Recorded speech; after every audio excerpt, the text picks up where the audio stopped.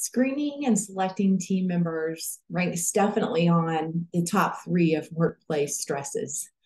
But add to that the need to hire someone who's going to touch all the money, a finance position, and I would say you have one of the trickiest hires that you'll ever make. Strong hiring and interview practices are definitely, the foundation. You're looking at hard skills and organizational fit, personality. But in addition to these practices, I recommend that you consider a few additional things when hiring a finance team member. Here they are. First, ask open-ended questions about finance situations. Okay, such as, tell me a story about a time when someone spent money on something that you didn't think was necessary. Or tell me about a time when a team member overspent their budget and it felt like they did this regularly. Here's another one.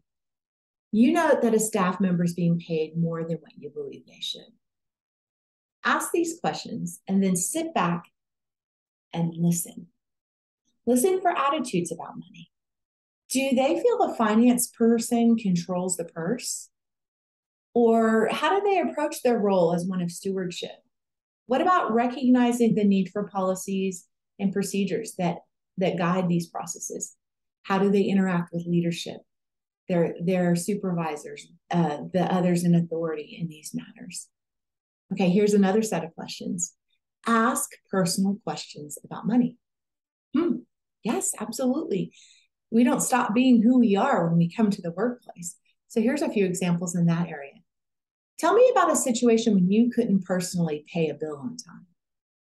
Chances are sometime in their life they've experienced that. You'd want to hear a little bit more about that and all of the things that may come out in that answer. Next, what tools or processes do you use to manage your personal finances?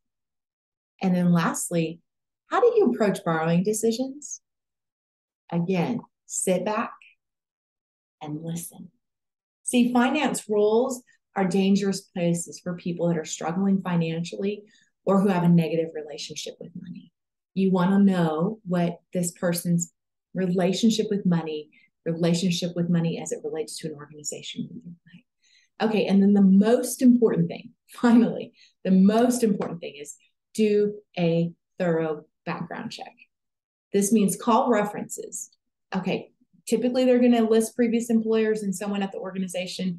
Don't hesitate to call a different person if that person's not the right person to answer questions about their performance there. Look for employment gaps. You might want to ask questions about that. Did they work somewhere that they've just decided not to share the information with you? Did something go wrong there? Should you know about that? And then very importantly, you must run a background check. Talking about an independent party that will thoroughly run both the criminal and the credit check for that potential candidate. Yes, it's true. When you get their release or their waiver, their release to run their background check, it includes checking credit. And you should have that conversation and let them know ahead of time that that's part of what you'll be checking in this situation. It's just really important. When you're dealing with money, again, this is a dangerous place for people that have struggled with money or who have a negative relationship. So cover yourself.